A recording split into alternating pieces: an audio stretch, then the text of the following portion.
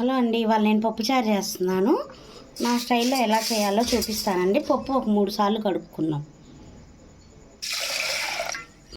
నేను పప్పుచారులోకి వేసుకునేయండి ఒక క్యారెట్, బంగాళదుంప వేస్తే మా అమ్మాయికి ఇష్టం అండి, ములక్కాయలు, 4 బెండకాయలు, 3 టమాటాలు. ఇవి బీన్స్ టైపే కానీ బొబ్బర్లకాయ ఉంటుంది కదా, ఆ టైప్ అండి. బీన్స్లో ఇంకొక రకం ఇది కూడా వేసుకుంటాం. ఒక ఉల్లిపాయ, ఇవన్నీ కట్ చేసుకున్నామండి. పప్పు ఒక 3 సార్లు కడుక్కున్నానండి. ఇప్పుడు నీళ్లు పోసుకొని కొంచెం పసుపు వేసి 3 విజిల్స్ వచ్చేలాగా ఉడకబెట్టుకుందామండి. పప్పుచారు చాలా బాగుంటుందండి. నేను చాలా టేస్ట్గా చేస్తా, మా అమ్మాయికి చాలా ఇష్టం. పసుపు వేసుకున్నా కదండి, మూత పెట్టేసుకుంటున్నా. ఎండాకాలం వచ్చేసింది కదండి, ఫ్రై కూరలు అలాగేం తినాలనిపించట్లా, రసంలాగా చారులాగా తినాలనిపిస్తుంది. అందుకే నేను ఇవాళ పప్పుచారు చేసుకుంటున్నా. మాకు నిన్నైతే వర్షం పడింది మా ఊర్లో.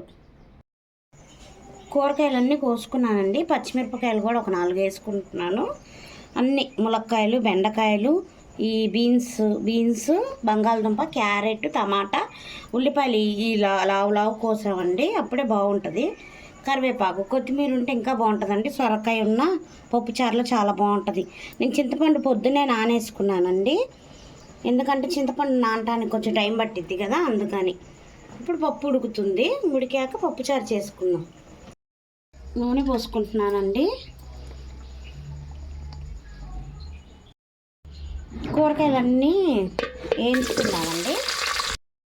అన్ని కూరగాయలు కొంచెంసేపు వేయించుకుంటేనే కొంచెం పచ్చి వాసన పోతాయి కదండి, పప్పుచారు చాలా టేస్ట్గా ఉంటుంది. అప్పుడే క్యారెట్ ముక్కలు అన్నీ ఫ్రై అవుతాయి కదా. తర్వాత ఏగాక కొంచెం కరివేపాకు ఇప్పుడు వేసుకున్నాం, కొంచెంసేపు ఆగి మళ్ళీ కొంచెం వేసుకున్నాం. మాకంటే కూరగాయ ముక్కలన్నీ చూసారా ఎంత కలర్ఫుల్గా కనిపిస్తుందో. ఇవన్నీ బాగా ఫ్రై అవ్వాలండి. కొంచెం పసుపు వేసుకుందాం దీంట్లోకి. పసుపు వేసుకుంటే కొంచెం మగ్గిపోతాయి కదా. ఇవి బాగా వేగాలండి. అల్లం వెల్లిపాయ పేస్ట్ కూడా వేసుకోవచ్చు, నేను వేయట్లేదు. కాకపోతే బాగా వేగాక అల్లం వెల్లిపాయ పేస్ట్ వేసుకుంటారు, నేను వేసుకోవట్లేదు. కొంచెం ఉప్పు వేసుకుంటున్నానండి. పప్పుచారులోకి సరిపడా వేసాను, మళ్ళీ ఏమైనా తక్కువ అయితే వేసుకోవచ్చు. మగ్గిపోయినాయి కదా కూరగాయలన్నీ, ఇంకొక 5 నిమిషాలు మగ్గాలండి. కూరగాయ ముక్కలన్నీ మగ్గిపోయినాయి కదండి. ఇప్పుడు పప్పు వేసేసుకున్నాం. పప్పు వేసేసుకున్నాక చింతపండు పులుసు కూడా వేసేసుకున్నామండి. అసలు అందరూ అయితే కావాలంటే అన్నీ కలిపి అయినా పెట్టేసుకుంటారు పప్పుచారుకి. అన్ని కూరగాయలు ఇలా వేయించుకుంటే కొంచెం పచ్చి వాసన అనేది పోతుంది కదా, అందుకని నేను వేయించాను అనమాట.